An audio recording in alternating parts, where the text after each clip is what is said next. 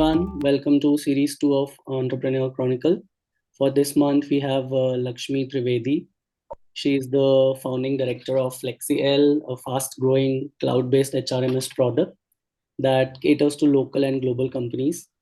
For her work in driving innovation with a breakthrough product like FlexiL, Lakshmi had the honor of being recognized as one of the top 100 women in innovation by CII in 2023. And she has also been a part of Goldman Sachs 10K Women Program run by IIM Bangalore for Women in Business. She manages complete operations, including accounts, finance, marketing, HR, legal at FlexiL, and ensures there are absolutely no gaps. Apart from this, she's also a staunch champion of women empowerment and has mentored several NGOs, if I'm not wrong. So, welcome, Lakshmi. Welcome to Entrepreneur Chronicles. Thank you so much, Harsh. And it's a pleasure talking to you guys.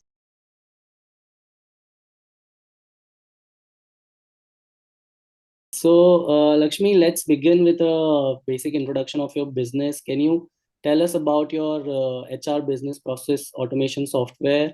Like, who does it cater to? How is it relevant today in the the world of AI, the technology world? How is it changing things? So FlexiL is a cloud-based HRMS, which is catering to global market, and it provides complete employee life cycle software solution right from recruitment till exit. And there are various processes in between, like employees go through their attendance, leave, their performance, their training, their payroll-related queries, their help desk, their travel.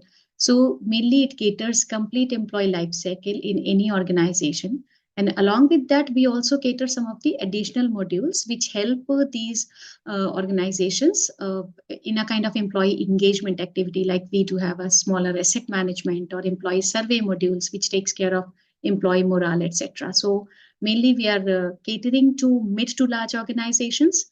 And this product is a global, so it is currently used across 10 countries, primarily in India, but yes, these countries do have presence in other countries as well, like Sri Lanka, Middle East, or some of the African countries. So that's where we are catering to.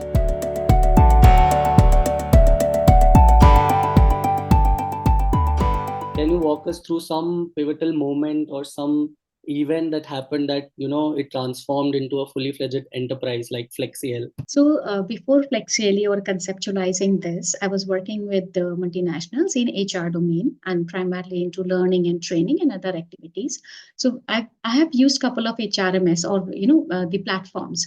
So what we found common thing among all these is that there are lack of flexibility in terms of if there is any specific process required in my company, then system would have limitation, or it would be charged absolutely high, and it will take a lot of time.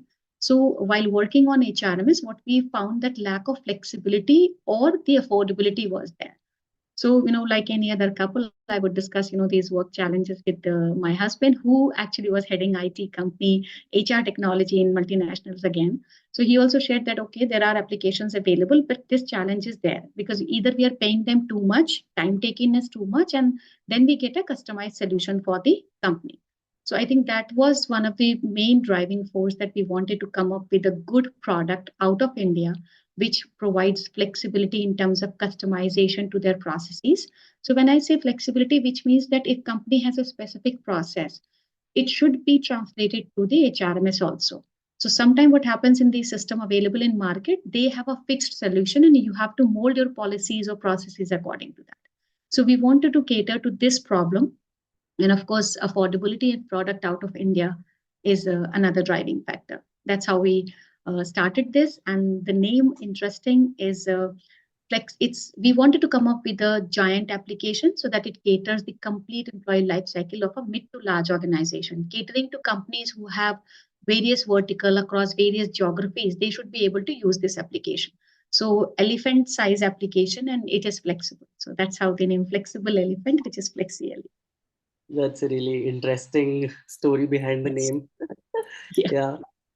And also, of course, elephant is wisdom, elephant is scalability, elephant is robust. So these are some of the key features of our application. It has intuitive intelligence, business intelligence. It is scalable. It is robust. It's solid.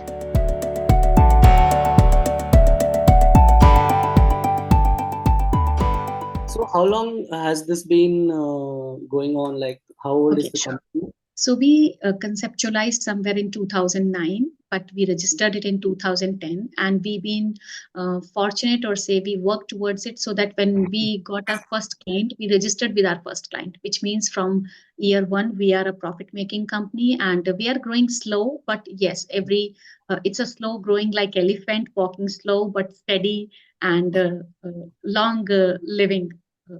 application.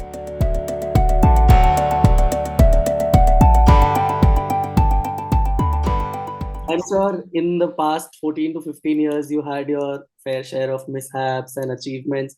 What are some of your key milestones and achievements that you take pride in with FlexiL? So, of course, when we started, as I said, one of the milestone was itself that we registered with our client, which has employee size of 17,000, which means across their various legal entities.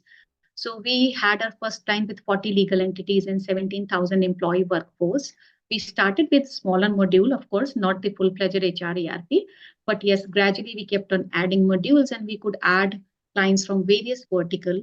And we've been participating in event like G20 or in between. So uh, these have been some of the milestones which we appreciate. And another important thing what I would like to highlight is not only been a journey of growth for us, rather for our clients also. So one of our garment manufacturing, it's the second biggest garment exporter from India. So they were facing, when they started using our application, their blue collar workforce, especially unskilled women, they could start using our application through a kiosk machine where they don't need to be literate. They're absolutely illiterate. They just use some of the emojis for their attendance, and if they are facing any harassment issue or something. So to enable blue collared, ground level women workforce, so that they can, kind of stand up against any harassment, or that they're, all the processes. This got award to this one of our client in one of the HR forums. So that is again a big milestone for us also. That it's a very good feature which where we could help at a grassroots level uh, through our system. And this could be one of the reason. Other milestones could be like, okay, showcasing our product at a various platform. These could be one of the thing. Yes, and from where we started from a typical servant room setup, like we say garage or something. From there, buying product in our car and stuffing them, and bringing to office, and then decorating our office ourselves for employee gifting and all, to now where we can manage all these things and outsource. We Yeah. are able to take support of smaller organization. So I think this is one of the again another milestone that we have been able to achieve, starting from that place to the place where we can have employee, as well as we are catering to various taking services of various women run businesses in our processes. Okay. And to manage all these activities, how many employees are currently there in FlexiL? So we have again, our product is very good. So we have around 50 people in our team. The reason why we keep this lean size, because we have a zero sales team. It's a Okay. surprise. It's not a very good thing to proud of also, but this is how it has been happening. We have a zero sales team. Yeah. Product has been selling on itself so far, absolute 100% recommendation. But yes, it doesn't mean that now our objective is to increase our sales or the marketing team. So as of now, team comprised of technical team, functional team. We have a dedicated customer support. So it's account management system, not like Yeah. a 24 by 7 customer care kind of system. Yeah, that makes sense because we are also a very small team at We-Storytellers, but we do not focus on sales. Our product is really good, so I can understand Yeah. what you're Yeah. saying. So primary reason being, when you are a bootstrap, we deliberately kept it bootstrap because this was idea out of passion, and then that lot of quality and all, the autonomy we wanted to keep. So reason being, when you are bootstrapped, finance is one of the main challenge, and that's why we have not been able to invest in sales or marketing. But yes, now since our team is stabilized, our product is stabilized, we have some momentum in the market. So our focus for coming years will be on sales and marketing and branding part, of course.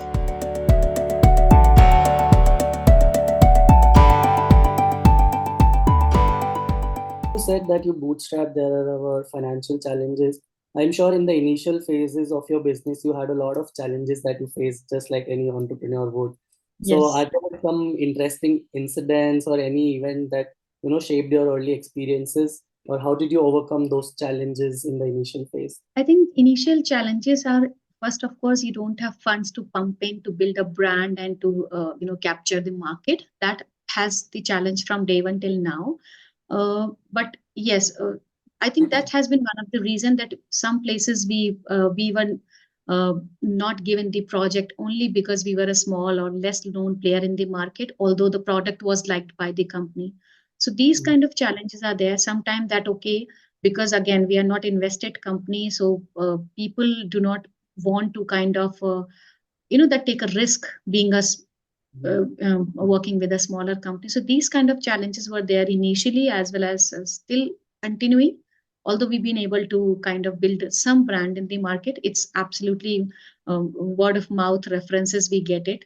So I think funds have always been the challenge. Yeah. Okay.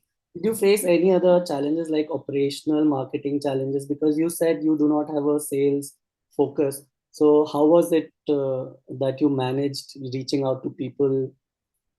So, as I mentioned, so far it has been word of mouth, not only from our clients, even our employee who moved to some other place, they are our brand ambassador. So we ensured that this team has been built with a lot of passion and sincerity. So our clients are important, but equally important is our team. So my and we take pride, like you were talking about some of the things we are proud of. So along with that, our clients and our solution, what we are proud of is that we hire from good institutes like interns from IITs or these places, and uh, of course they work with us for shorter time because we can't afford them to have a full time employee, but they join us as an intern. But when they go at a bigger place, they remember us, or they kind of take pride in coming from FlexiLE. So that has been one of the another achievement what we feel. So our employee has also been our brand ambassador, and of course clients and ex clients and all this. That's how we've been managing. Of course, Yeah, we do some, kind of efforts in marketing, branding. We are doing that, but yes, not that much which we should be doing. right. And there would always be the risk of, did you ever face that challenge that where you felt that I don't think this is working, maybe we should shut down? Because as an entrepreneur, you always have that risk, that fear, no? That, oh, what if we don't get enough business? Did you ever face that challenge? Luckily, luckily, it has not gone to that level. I think Mhm. one of the reasons why did we survive 12 years without being growing so fast, what we learned is that keeping our operations cost under check. So we never had like these frills and all. We understood that our employees are important. We provide them a very flexible and trusting and growing work culture, but at the same time, we do not splurge like on clients or on. So what I can say, we could understand that if we need to run in a long term, if we need to survive in long term, operational cost has to be kept under check. Yeah. So we never faced this bottom, that a rock bottom situation so far, touch wood. But yes, again, like, growth has been slow, but luckily, or touch wood, or maybe we were sincere enough for that, that we started this company for a long run. We were never risk taking people that, okay, just splurge everything and then we'll see what happens tomorrow. So we took cautious steps in terms of ensuring this thing. Yeah. So you took basically calculated risks toward, Yes. scaling up and but also not going down a little bit. Right. Yeah. So And I think so. One yeah, of the things that, although I'm an entrepreneur, but I'm not a very risk-taking person. I'm a number person. So I'm very much good with finance and accounts and future planning and forecasting. So I think that has been one of the factor that we never face such challenge.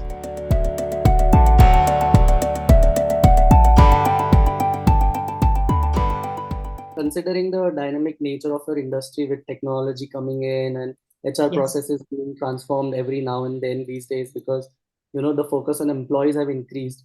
So how do you anticipate changes and what are some measures that you are implementing to adapt to these changes and sustain in this industry in the coming years? Technology is changing every 2 3 years. So that has been a challenge. Like when I said we started 12 years back, we have changed the technology of our application 2 to 3 times in terms of like revamping or recreating the whole application using different technology stack. Because when you start, you don't understand, I mean, you select a certain stack, what we call in a technology, what kind of application tools you're using to build your product. So ever changing technology, we have been changing our product, we are upgrading our technology, and now with AI coming in picture, AI is AI coming in picture. We need to be ready with that, and so much that forecasting or employee behavior has to be captured. So we are not only focusing on upgrading our application in terms of tools. We need to be intuitive enough, given the uh, requirement changes these days. Like people want AI based recruitment, a scanning of employee morale, employee engagement, and especially after COVID, again, it's not only companies do not want to provide just the HRMS, they want to provide a human or employee well-being program also. So we are kind of focusing and we are targeting that also, so that we do not lose out in this changing time. So we understand that part. So we need to keep on upgrading our technology, ensuring that learning part is continuous. So for us, it's always learning. My team is always continuously taking training and understanding the market challenges. Our clients are good that they keep on sharing their. We have a regular checkpoints with our clients where they help us what is going to be the future trend in HR technology, or what is their expectation from us as a technology company. So that's how we kind of try to be on the toes. Right. So, and I think this conversation would not be complete without bringing in Gen AI, Chat GPT in the picture. Yes. So, I would just like to briefly know if how Chat GPT, Gen AI has impacted you, because I have seen softwares, HR softwares using integrating Chat GPT for their search functions, and how has it impacted you? And do you see something going forward with Gen AI? Yeah, so in fact, of course, we need to start looking into that. Like so far, how we did, like with the changing technology. Now we have also integrated this WhatsApp onboarding, which means like earlier people would send their documents and mail, and also now we have also integrated that WhatsApp related, like you use in banking and all. A lot of tasks are taken care through the WhatsApp itself. So we have also incorporated that AI and Chat GPT, not right now, but we understand and we are seeing how we are going to leverage that.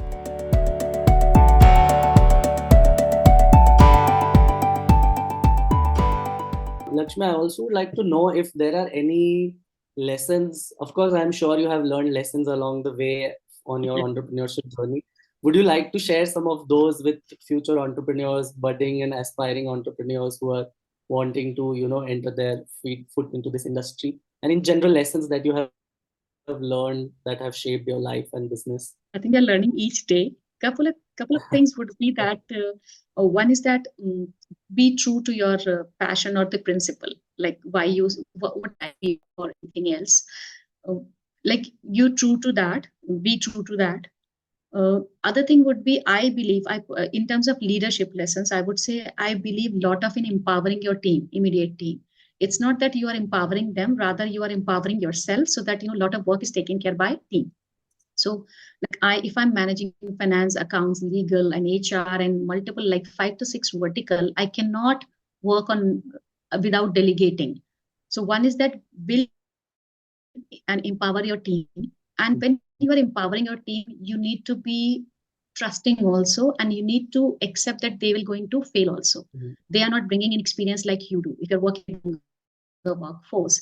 So while giving accountability, you need to be ready to accept that they might mess up completely. So in that situation, you should be able to come upfront and take the ownership and sort the mess. So be prepared to clean the mess always. But at the same time, just in fear of that they would make a mess and let me do it myself, I think I'm the one who would allow them to make mess, and I'm ready to clean that up.